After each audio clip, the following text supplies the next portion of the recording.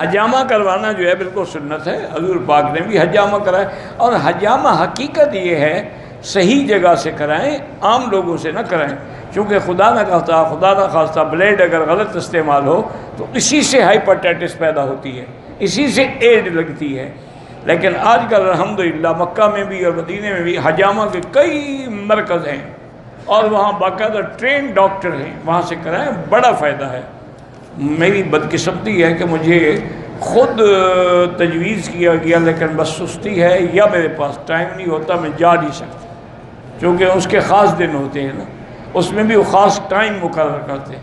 وہ کرنے والے بھی مہربان ہیں میرے، اللہ ان کو جزائے خیر دے، لیکن میری بدقسمتی ہوگی۔ میری شادی کو 6 سال ہو گئے ہیں، ایک لڑکا ایک لڑکی، اللہ خدا کا شکر کرو، جب اللہ نے دیا اور بھی دے گا۔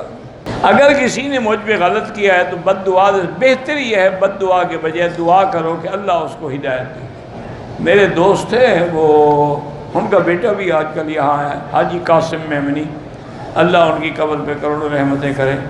ایک دن ہم کٹھے بیٹھے تھے، کسی نے میرے پیسے کھا لیے تو میں ناراض ہو کے اس کو بد دعا کر رہا، وہ کہتے ہیں ٹھہر وکی صاحب اس کو بد دعا نہ کرو۔ میں نے کہا کیوں؟ انہوں نے کہا جب بد دعا کرو گے تو اور برباد ہو جائے گا، تمہارے پیسے کون دے گا؟ تم اس کو دعا کرو کہ اللہ اس کو کاروبار دے، ترقی دے، پیسہ دے، تاکہ تمہارا حق ادا کرے۔ انہیں بات بڑی پتہ کی تھی، بڑے اچھے آدمی تھے، اللہ ان کی قبر پہ رحمت کرے۔ نقد اور ادھار میں جو ریٹ میں فرق کرتے ہیں وہ جائز ہے۔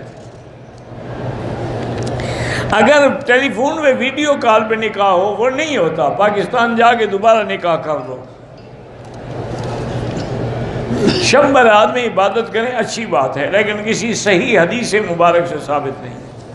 میرا بھائی، جو کچھ ہمارے اعمال ہیں سب اللہ کی طرف سے ہیں، لیکن اللہ نے ہمیں دونوں راستے بنائے ہیں، یہ نیکی کا ہے، یہ گناہوں کا ہے۔ اب جو کرتے ہو اختیار تم کرتے ہو۔ حضور بچوں سے پیار کرتے تھے، بالکل کرتے تھے۔